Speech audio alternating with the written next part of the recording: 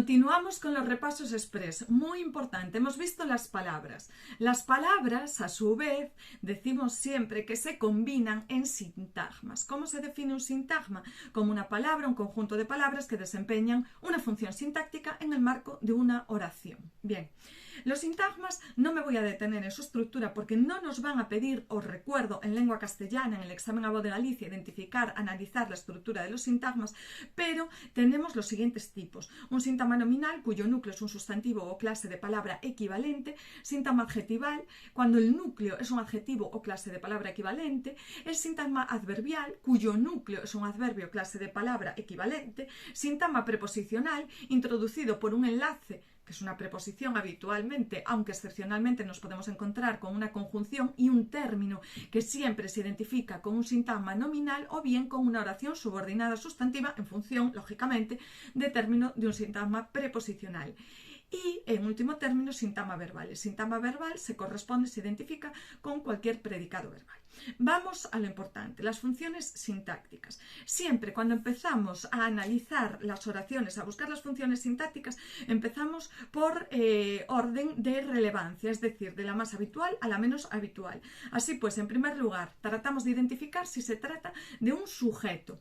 ¿Cómo o cuál es, mejor dicho, el truco que yo utilizo para ver si un determinado sintagma funciona como sujeto o no? Cambiando el número del verbo. Si hay algo ahí que no concuerda, lo que no concuerda, ese sintagma será sujeto. Del tipo, en esta clase sobra una silla.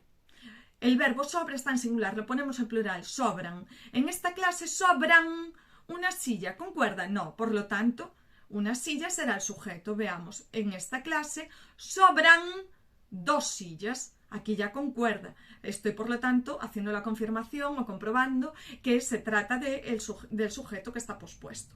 Bien, después del sujeto nos vamos directamente a por el complemento directo. Bien, el complemento directo recordamos que es un tipo de función característica exclusiva de los verbos transitivos.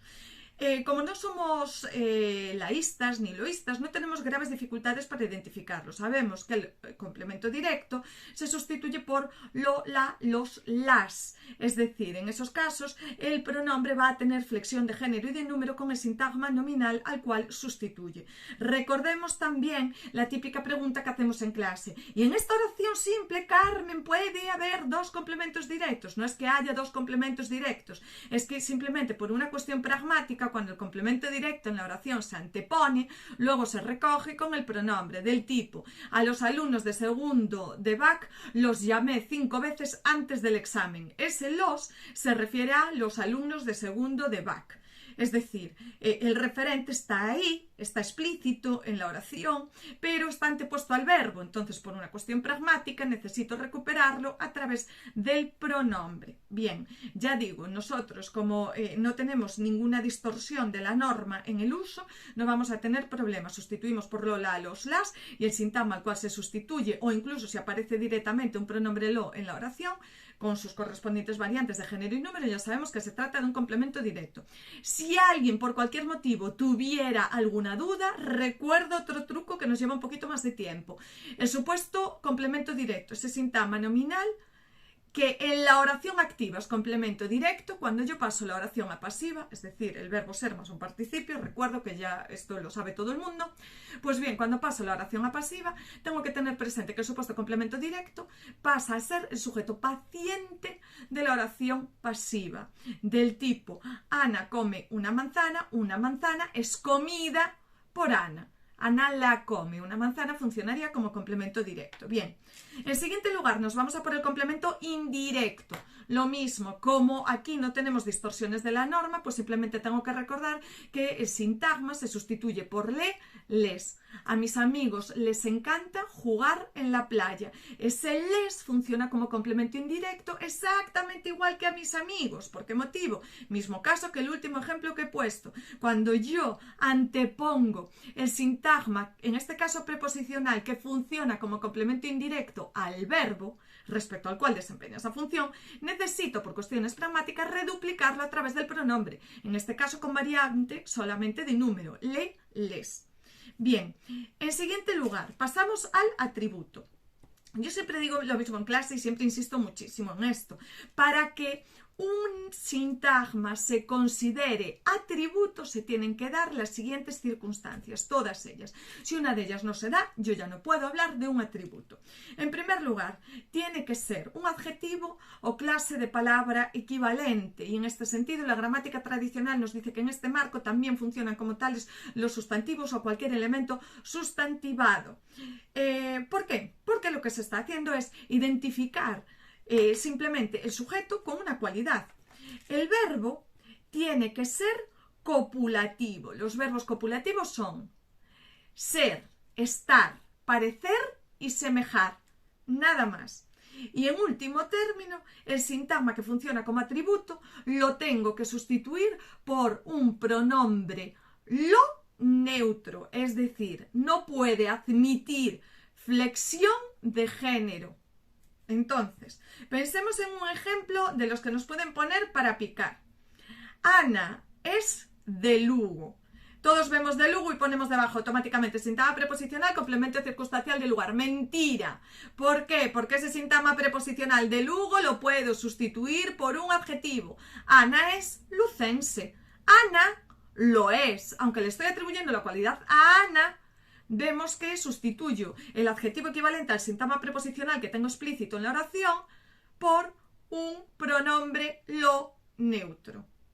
Por lo tanto, no cabe ninguna duda de que se trata de un atributo.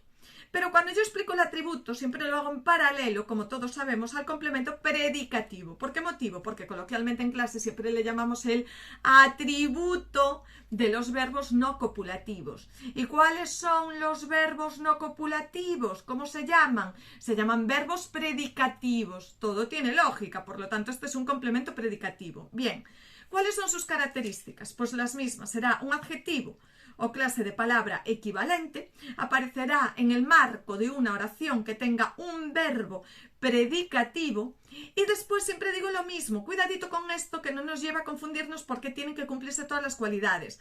Responde a la pregunta ¿cómo? Lo puedo sustituir por así, pero cuidado, cuidado, cuidado, porque así es un adverbio, pero yo acabo de referir que se trata de un adjetivo o clase de palabra equivalente. Un ejemplo clarísimo. Los corredores llegaron exhaustos a la meta. ¿Cómo llegaron los corredores a la meta? Exhaustos. Los corredores llegaron así. Por lo tanto, en este caso, exhaustos funciona como complemento predicativo. Y cuidado, porque el complemento predicativo puede ser de dos tipos, dependiendo de si se refiere, y lo veo porque concuerda en género y número, al sujeto o al complemento directo. Puede ser, por lo tanto, un complemento predicativo de sujeto o bien de complemento directo. Pues en este caso, los corredores llegaron exhaustos a la meta. Exhaustos se refiere, porque concuerda en género masculino y en número plural, con los corredores, decía, se refiere a los corredores. Y los corredores es el sujeto, ya hemos hecho la prueba, podemos hacerla mentalmente, del verbo llegaron. Por lo tanto, se trata de un complemento predicativo de sujeto. Bien. Siguiente función que siempre explicamos, el complemento agente. Para identificar un complemento agente se tienen que dar las siguientes circunstancias, si no, estamos perdidos. El complemento agente exige, en primer lugar, un verbo en pasiva. ¿Cómo se forma un verbo en pasiva? Con el verbo ser más un participio. Además, tiene que estar introducido siempre por la preposición por, y después de por tiene que haber un actante. Actante es lo mismo que agente, es decir, el que actúa, el que puede hacer algo. ¿Y por qué hago hincapié en esto? Porque siempre se nos contrastan, y yo siempre lo hago en clase, oraciones del tipo: el futbolista fue expulsado por sus insultos racistas, frente a el futbolista fue expulsado por el árbitro. Pues bien, por sus insultos racistas el verbo es el mismo, fue expulsado, ser más participio, por lo tanto es un verbo en pasiva, pero por sus insultos racistas nos fijamos, es un sintagma preposicional que está introducido por la preposición por. Sin embargo, los insultos por sí mismos tienen la voluntad de hacer algo, pueden hacer algo, son actantes, actúan en algún marco. No, no lo hacen, por lo tanto será un complemento circunstancial de causa. Sin embargo, en el momento en que afirmamos que el futbolista fue expulsado por el árbitro sí que es actante porque es una persona y por lo tanto tiene voluntad para hacer algo. En ese caso, además, como el verbo, ya hemos dicho, está en voz pasiva, nos encontramos ante un complemento agente. En siguiente lugar, complemento de régimen. También se le denomina suplemento. Bien, el complemento de régimen, como su nombre indica, es un complemento regido. ¿Qué quiere decir en sintaxis regido? Que es exigido, que es necesario para que el verbo tenga sentido en la concreción de su significado. En su forma, cuidado, un complemento de régimen siempre es un sintagma preposicional. Y además se caracteriza porque ese verbo al cual se refiere no rige muchas preposiciones, es decir, tendrá un esquema sintáctico, un esquema argumental con una preposición que va a ser la más habitual y como mucho aceptará un par de ellas más. El ejemplo más claro que puedo poner: la novela consta de 2 tomos. De 2 tomos es un sintagma preposicional y yo no puedo quitarlo de esta oración porque si no la oración deja de tener sentido. La novela consta. ¿Y tú qué me preguntas? ¿La novela de qué consta? Es incluso, si nos fijamos en la pregunta que estoy formulando, vemos como siempre va a aparecer esa preposición o esas preposiciones que son regidas por el propio verbo. ¿De qué consta? Pues consta de 2 tomos. Ya digo, es uno de los ejemplos más claros, pero es que nosotros funcionamos así, por trucos, ejemplos claros y después por analogías. Y en último término, tenemos que hacer alusión a los complementos circunstanciales. Bien, los complementos circunstanciales se caracterizan, como siempre digo, utilizando la analogía, porque son como los pendientes, es decir, para mí los pendientes, mejor dicho, son un complemento, como para casi todos nosotros. Es decir, yo puedo tenerlos puestos ahora mismo y me los puedo quitar y sigo siendo una persona igual y sigo siendo una mujer igual que tiene ahí, bueno, pues sus agujeros, su espacio para los pendientes. A la oración le pasa lo mismo. Las oraciones siempre tienen un agujero, un espacio para un complemento circunstancial. ¿Qué pasa? Que expresa una circunstancia que puede ser más o menos relevante, más o menos pertinente en el discurso. Esto es, puede aparecer o puede no aparecer y aquí no ha pasado absolutamente nada. Entonces, como digo, yo llego a este último bloque de los complementos circunstanciales cuando ya he descartado todos los anteriores. ¿Qué tipos de complementos circunstanciales conozco? Bueno, puedo conocer prácticamente de todos. Siempre yo tenía una profesora que decía que me los podía incluso inventar, porque hay los más comunes, como tiempo, modo, lugar, causa, consecuencia, de instrumento. Pero de repente hay alguien que nos dice, bueno, pues de medio de transporte, y también lo aceptamos, ¿no? Entonces, como ya digo, llegamos a ellos por descarte y habitualmente en las pruebas ABAU, cuando son así un poquito confusos, hombre, no me estoy refiriendo a un circunstancial de tiempo, a un circunstancial de modo, sino a algo que semánticamente sea mucho más específico, más complicado de identificar. Con que pongamos complemento circunstancial ya automáticamente nos lo dan por válido. Y cuidado, porque es una función que se asimila a los adverbios o bien a los sintagmas preposicionales, es decir, poca duda vamos a tener al respecto también en cuanto a su forma. Y hasta aquí, por lo tanto, la identificación de las funciones sintácticas, esos trucos que digo yo siempre, en el marco de la oración simple.